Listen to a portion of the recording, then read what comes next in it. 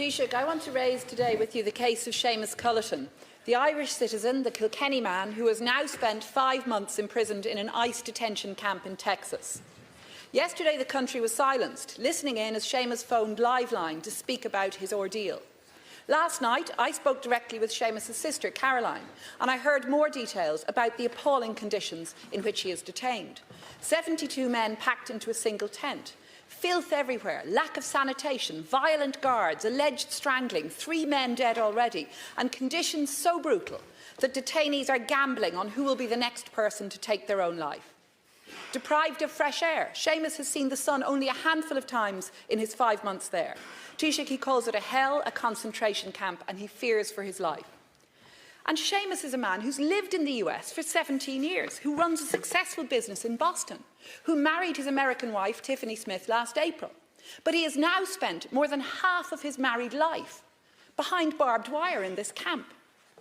Why? Because he was lifted off the street by ICE on his way to the shops after being kept waiting for his green card following long delays. And it's deeply ironic, Taoiseach, as Caroline says, that one arm of the US government is processing him for permanent residency, while the other has locked him in a cage.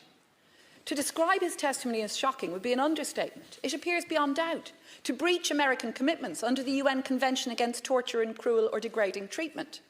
But what is the Irish government doing about this?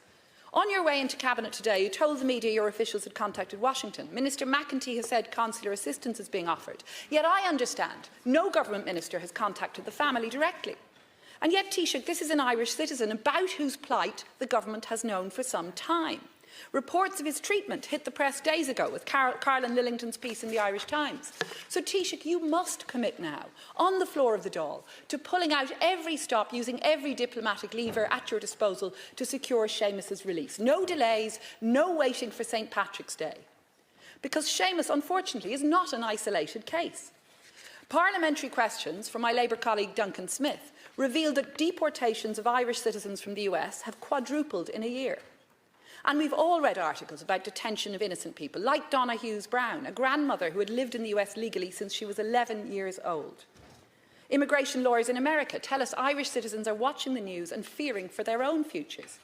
And yet we don't know if any more Irish citizens have been detained in the same manner as Sheamus. Minister McEntee says fewer than 12. Is this 10? Is this 11?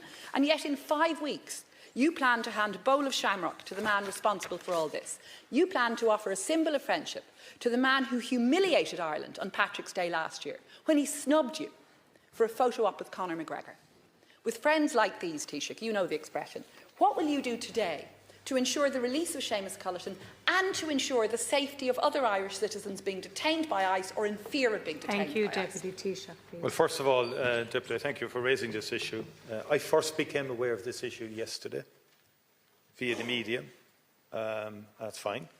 That's when I first became aware of it. Obviously, the Department of Foreign Affairs became aware of the case in October and have been dealing and providing consular assistance to Seamus Culleton and the family via the team in Austin, the Consulate General in Austin and the Embassy in Washington DC and our consular unit in Dublin. And I would say to you that we have migration law in this country. We have laws. There's legal status in Ireland. There's undocumented status in Ireland. Every country, bar none, has migration law.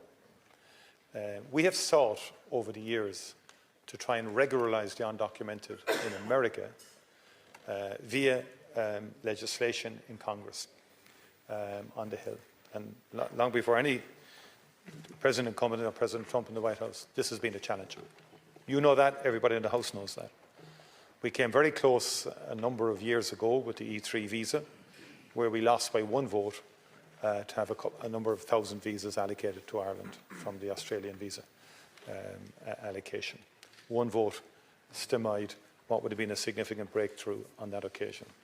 And it's been extraordinarily difficult to get consensus on the Hill in respect of migration for any one specific country, because Hispanics, Latinos will all want similar deals.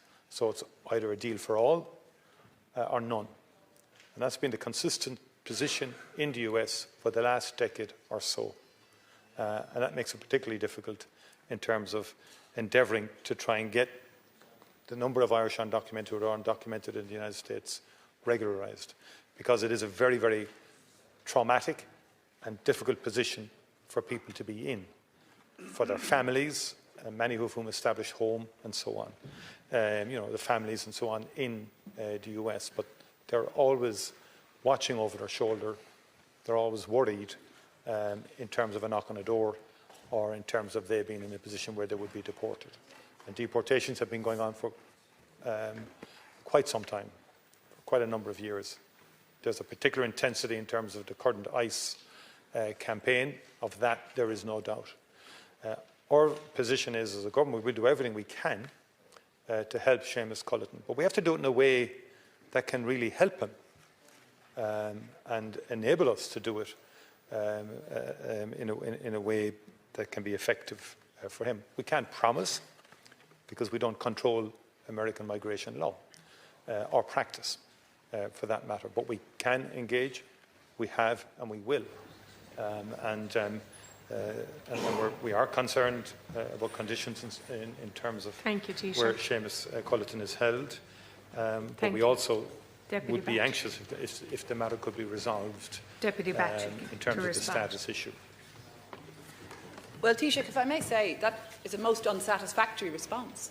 And you have conflated, wrongly in my view, quite a number of issues. Of course countries have migration laws.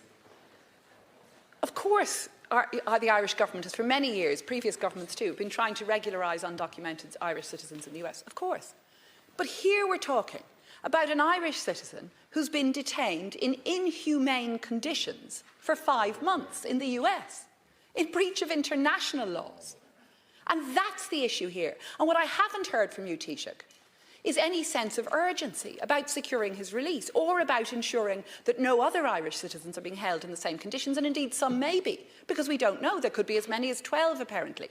So what I haven't heard from you is any words that will offer comfort to families here of Irish citizens in the US, to Seamus's family, or indeed to others. And what we're hearing is simply saying you're going to continue using, it seems fairly limited diplomatic levers. You're still going to go to the US. I mean, Taoiseach, wouldn't it be more appropriate to go to the US on Patrick's Day to offer condolences to the mayor of Minneapolis, because we're seeing ICE killing US citizens on the street and detaining Irish citizens in breach of due process in inhumane conditions. Deputy Taoiseach, please. Well, again, there's